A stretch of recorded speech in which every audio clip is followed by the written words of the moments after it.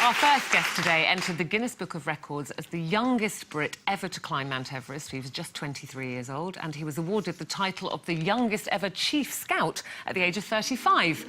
Yes, parachuting from helicopters, crossing fast-flowing rapids, eating snakes, running through raging forest fires and wrestling alligators.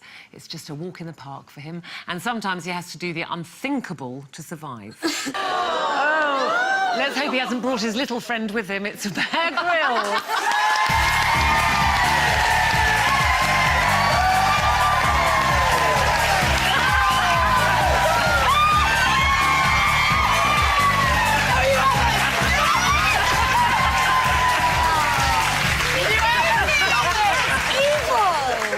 Oh my God, I believe you had one there. Did you eat him? Did you eat him? I did, yeah. And well, it was breakfast, and we're in the jungle and hungry. But it's true. You've got to watch out for those urticating hairs that hurt. Oh, so, there's got to be an easier way to make a living.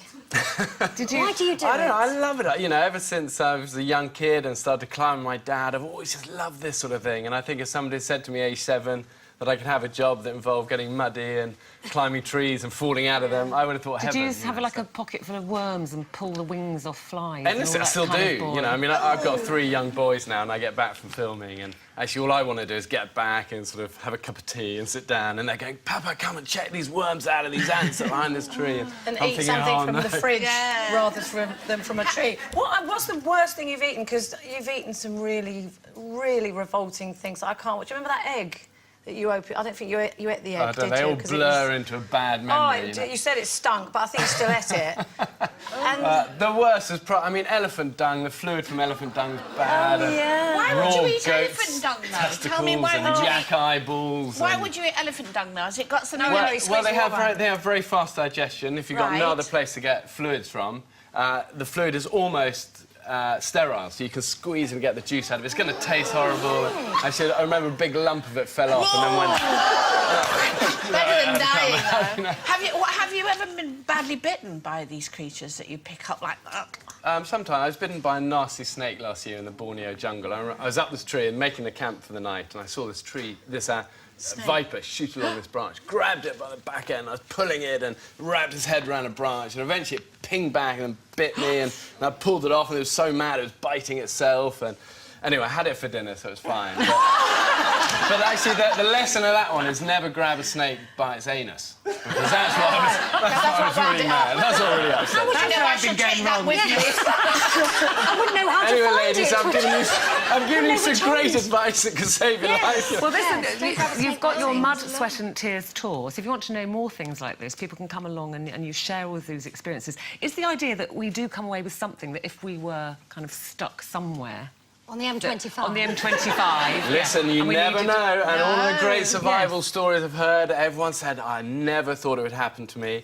And, you know, one of the fun things we do in the show, and we're doing the last 3 shows this week of the live shows, and is actually kind of do a lot of these survival, you know, kind of techniques live on stage. I get people up, show them how to light fire and eat maggots and handle the snakes and all of this. So, it's always fun. But actually, yeah, we light fires, but it's about empowering people. I'm intrigued with the little bits and bobs that you've brought along. Are these things that you use to show people? Well, the thing is, survival is all about ingenuity and resourcefulness. I thought that was Lisa's breakfast, then. So did I. The lipstick and... The thing is, it's easy to survive if you've got all the gear. What's fun for me is when all you've got is a shoelace and you've got to kind of think left field about how to do stuff. So this is things that ladies might have on them if they ever get caught in a difficult situation. So we have... What you've got there. We have a makeup mirror. Oh, gosh, can you help? I don't know how to open these You don't things. carry one of those. I don't either. I'm rubbish with these things. So That's it.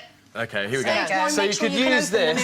To start a fire? You start a fire. You could actually use it to signal.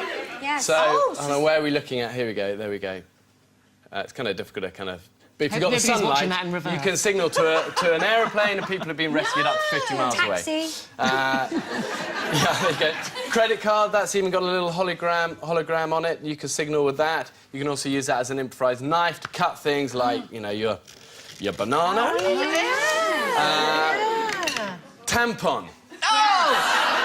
Yes, we know what to do with one of The those. thing is, It's a new one, Shelley, this can totally save your life. Totally save your life? And pull all the fluff apart. Oh, can I see if I can guess? Yeah, go on. If you fill it full of water and drink from it. Well, you could do that. Yeah, there you go. So you'd be a great survivor. You're thinking left field. I like. But see, that will take a spark really easily. Get a bit of flint, bit of a spark into that. How do you like the fire? What do you like the fire with? Sticks? Yeah, but... Yeah, with a couple of bits of rock, bit of flint. Yeah, but you're a chief Boy Scout. You can do something. Do you know what? Yeah, I spent this weekend with all the scouts all around the UK, whizzing around these camps and seeing young kids as young as 7 or 8 learning how to do this with little bits of cotton wool. So do you think definitely do it. Do you think we've all got a survival instinct in us that we just don't know is there? Have people often surprised you? Take people Definitely. out? I've seen incredible heroics up mountains for the most unlikely of people, and I think what I love about survival is actually the real heart of it is about spirit, you know, and you can always teach skills and you can learn stuff from a book, but the thing that matters beyond that is actually that will to keep going. And you look at, you know, often, you know, these planes have crashed and, you know, it's been one lady in high heels and, you know, a couple of butch guys and they're all gung-ho, but actually the person who has endured has been the woman, you know, and she said, I've got to get back, got to see my kids, and drives her on and you plumb the depths of what you think humans are capable of doing. And there's a magic to that because it's like the fire inside. And it's what I've always loved about mountains and the wild is that you have real relationships. It's raw, it's not fluffy and all kind of, you know, it's real. Well, we're very glad that you've survived all your exploits, and to top that, you've survived the panel of loose women, so that deserves a round of applause. Here you go, lipstick, I'm not sure what you do with that. Maybe you can make yourself look nice for when you are rescued. When you're rescued, yes. Well, thank you very much, and remember, ladies, always have a tampon to start a fire. That's the thing. Thank you very much, Claire Grylls.